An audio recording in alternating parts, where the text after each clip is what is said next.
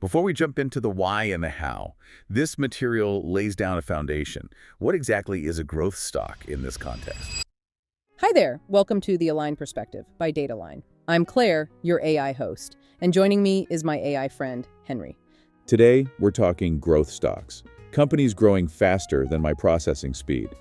This topic demands a strategy. Let's get to the Datalign deep dive. Strategic growth stock investing. That's right. And for this deep dive, we're pulling our insights directly from the Datalign source material, specifically from their piece, Strategic Growth Stock Investing, Build Wealth Sustainably. Yeah, our goal here is pretty straightforward, really. We want to dig into that material, unpack the strategy it lays out. Find those key takeaways. Exactly, the aha moments, so you can get a better handle on how growth stocks might fit into a long-term investing strategy. And, this material gets right to it with a really compelling example. It brings up that classic story, right? Netflix back in 2012, shares were around, what, $8? Right, and lots of people looked at that based on earnings then and thought, whoa, that's overpriced. Totally.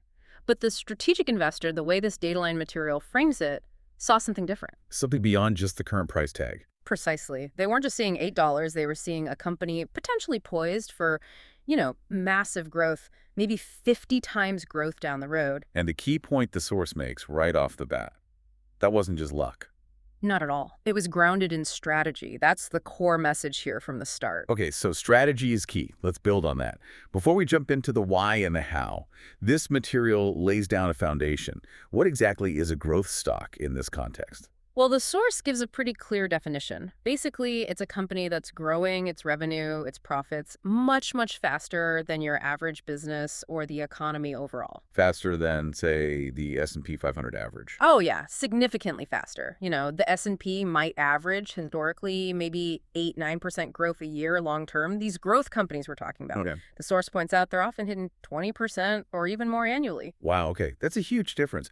How do they actually do that, according to the Datalign material? It really comes down to how they use their money. So instead of paying out profits as dividends, like many established companies do. They plow it back in. Exactly. The source explains they reinvest almost every single dollar back into the business itself. That means funding R&D, building new factories or offices, hiring aggressively, pushing into new markets, basically capturing market share. So they're constantly evolving, often shaking things up in their industries. That's a great way to put it. And the material uses some classic examples. Think Amazon.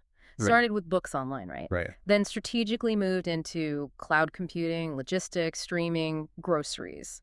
It's quite the evolution.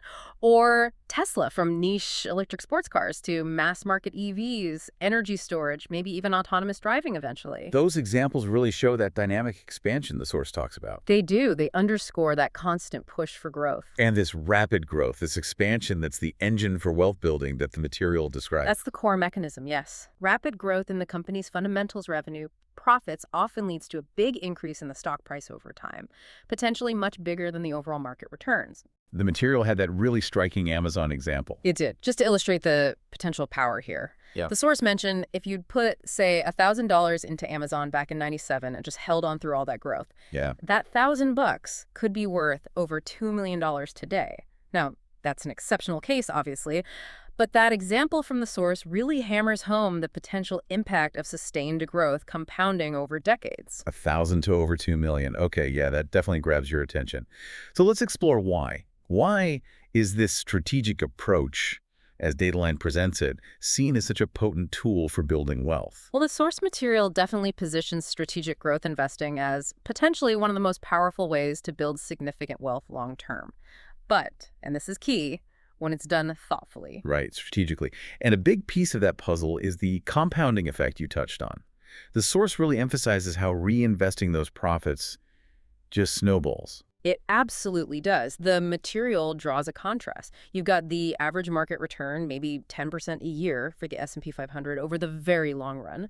Then you have these growth companies that, during their high growth phases, can just blow past that. Like the Microsoft example in the source. Exactly like the Microsoft example. For decades, Microsoft poured everything back into developing software, cementing its OS dominance, moving into new areas, not really focusing on dividends early on. And the shareholders who benefited most were the ones, as the material points out, who understood the value of that reinvestment. They saw the long game. The returns they saw significantly outpaced many traditional dividend stocks during that whole expansion period. And then there's the innovation angle. The What? source material connects being innovative directly to leading the market and getting those long-term returns. Yeah, that's a really crucial link the material makes. It argues that the companies truly pushing the envelope, the innovators, they're often the ones best positioned to grab huge chunks of market share. Sometimes they even create entirely new markets. Like Apple, Google, Amazon, they all started as growth stocks. Precisely. The source uses them as prime examples.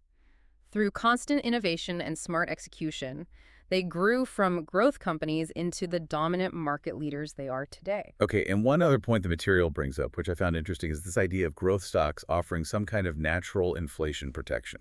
Right, that's maybe a less obvious benefit highlighted in the source. The thinking is that successful growth companies, because they can increase revenues so quickly, maybe by raising prices, maybe by expanding volume, maybe new products, they can often grow faster than inflation eats away at your money's value. Unlike, say, fixed income. Exactly. The source contrasts it with something like a bond, where inflation can really take a bite out of your real return over time. Okay, the potential is definitely clear, and those examples are powerful. But, successful investing isn't just about picking fast growers. This Datalign material really stresses that the strategic approach is vital.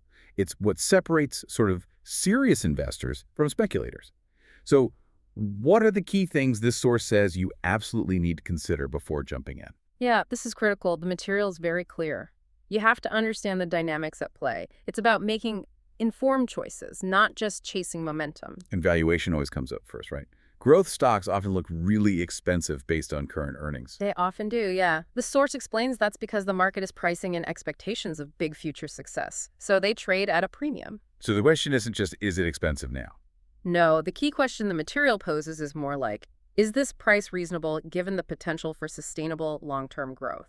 That's the strategic lens. Okay. Like that Netflix example again. Exactly. The source revisits it to make that point.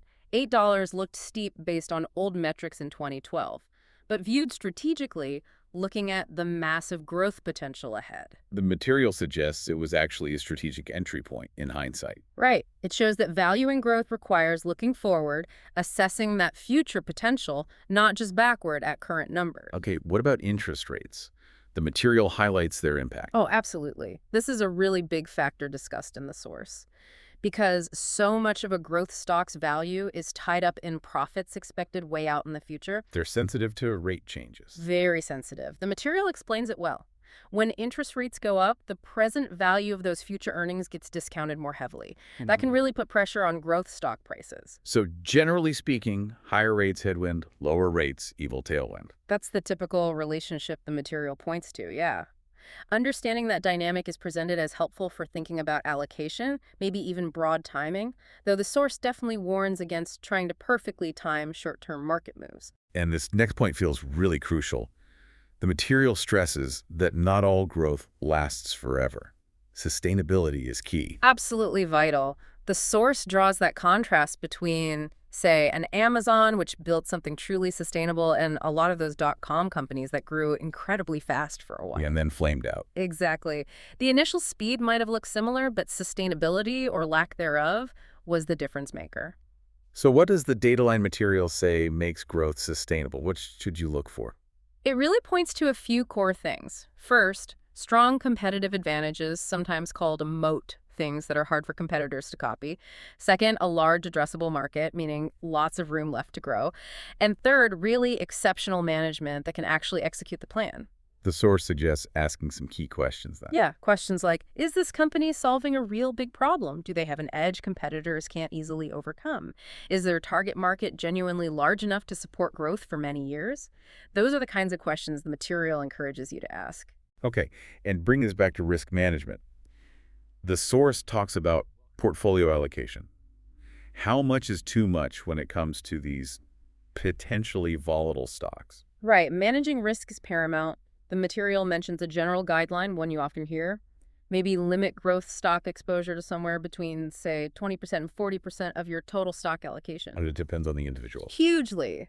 The source stresses it's very personal, depends on your age, how comfortable you are with big price swings, your specific financial goals. There's no single right answer. Because these stocks can swing wildly. Oh, absolutely. The material is upfront about that. Even the best growth companies can see their stock prices get cut in half, or even more, during rough market patches. So it's about balancing that growth potential. With overall portfolio stability, making sure, as the source emphasizes, that volatility in one area doesn't completely wreck your long-term financial plan. That balancing act, figuring out sustainable growth, dealing with valuation, rates, it does sound complex, which leads perfectly into something this Datalign material directly addresses: the role of professional guidance. It seems to suggest this complexity is where many individual investors can struggle. That's a really key point made in this source material, yeah. The sheer nuance involved in strategic growth investing, getting valuation right, navigating cycles, rebalancing effectively, not getting emotional. These are areas where professional expertise can really add value. The material even cites some research about the value of advice. It does. The source references studies from firms like Vanguard, Russell Investments, InvestMinute, finding pretty consistently that comprehensive financial advice can potentially add, maybe 1.5% to 3% annually to returns over time. And the suggestion is that this advisor alpha, as it's sometimes called, might be even more significant with complex strategies like growth investing. That's the implication in the material, yes. Because the potential pitfalls, overpaying, holding too long, selling too soon, getting over-concentrated, are perhaps greater. So how specifically does the source describe advisors helping with this kind of investing? What do they actually do? It breaks it down nicely. One big area is helping navigate timing, not predicting tomorrow's price, but understanding broader market cycles, valuation levels, and knowing when strategic shifts or rebalancing might make sense based on the evidence and your personal situation. And taxes must be a big consideration with potentially large gains. Huge. The material points out that successful growth stocks can generate substantial capital gains over time. An advisor, as described here, can help with tax-aware strategies, how and when to take gains or losses to be more tax efficient. That becomes really important as positions grow. And maintaining that portfolio balance you mentioned earlier, preventing one stock from taking over. That's another major role highlighted. The source notes the danger of over-concentration. Letting a winner run is great, but letting it become 50% of your portfolio introduces huge risk. Professionals help implement disciplined rebalancing to manage that risk. And maybe the biggest one, keeping calm when things get choppy. That might be the most valuable aspect the source touches on. Growth stocks are volatile. Having professional guidance, it suggests, provides that steady hand during the inevitable market storms, helping you stick to your long-term strategy, avoid emotional decisions like panic selling low or chasing highs. That's often where the real value comes in, according to this material. Okay, this material also tries to get ahead of some common questions investors might have. Let's quickly run through a few, based on the FAQs included in the source. Sure. A frequent one is simply, how much should I actually invest? And the material reiterates that 20-40% guideline we talked about, but stresses again, it really depends on you. Your age, your timeline, your risk tolerance. What about the best time to buy growth stocks? Is there one? Well, the material notes they've historically done well when rates are low and the economy's expanding. But, and this is a big but in the source, trying to perfectly time the market is incredibly difficult, maybe impossible. So a better approach. The source suggests a more practical approach is consistent investing over time, dollar cost averaging perhaps, combined with that strategic rebalancing based on your plan, not on guessing market tops and bottoms. Okay, and should you focus on already profitable growth companies or take a chance on earlier stage ones that aren't making money yet? The source presents this as a trade-off based on your comfort level with risk and your investment horizon. Profitable growers are generally more predictable, maybe lower risk, early stage ones. Much higher uncertainty, but also potentially much higher returns if they succeed. It's a risk-reward calculation. Got it. And the million-dollar question, maybe literally, when should you sell a growth stock, according to this material? Yeah, the tough one. The guidance here is pretty clear. Consider selling if the fundamental growth story changes significantly, like the reason you invested is no longer valid, or if the stock becomes way too large a part of your portfolio due to appreciation, or simply for planned rebalancing. What should you avoid doing? The material strongly advises against selling based purely on short-term price dips or general market noise. Stick to the fundamentals and your plan. This has been, wow, A really comprehensive look, drawing directly from that Datalign source material, strategic growth stock investing, build wealth sustainably. Yeah, and I think the core message coming out of this data line material is pretty clear. Strategic growth investing. It definitely holds significant potential for building wealth over the long haul, but it's absolutely not a get-rich-quick scheme or something to approach lightly. Success really hinges on that strategic approach, making sure it actually fits your bigger picture. Exactly. As outlined in the source, success depends on doing it thoughtfully, strategically, and making sure it aligns with your personal financial goals, your timeline, and importantly, your comfort level with risk. And the material circles back to that idea of informed decision-making. It does, and it suggests that for many people navigating this complexity, finding professional guidance, an advisor who really understands how to integrate growth investing appropriately within your specific context can be a critical part of building a successful, sustainable strategy. So maybe a final thought to leave you with, drawing from the themes in this Datalign source. Given all the complexity, the volatility, the need for a long-term view that we've discussed, how might reflecting on these strategic points shape your own thinking about if and how growth stocks fit into your personal financial journey? That's a great question to mull over. That's a wrap on The Aligned Perspective. I'm Claire, your fabulous AI host. And I'm Henry, less fabulous, but also AI. We hope this deep dive helps you on your unique journey. To connect with an advisor and access the source material discussed in this episode, visit datalignadvisory.com. the home of perfectly aligned finance. And now, our disclosure statement. Datalign Advisory is registered with the U.S. Securities and Exchange Commission as a registered investment advisor.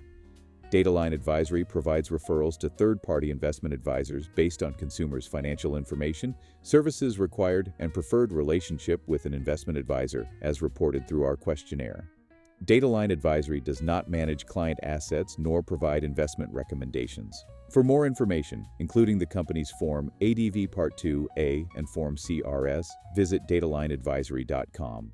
No part of this communication should be interpreted or construed as a recommendation to buy, sell, hold, or refrain from investing in any investment product.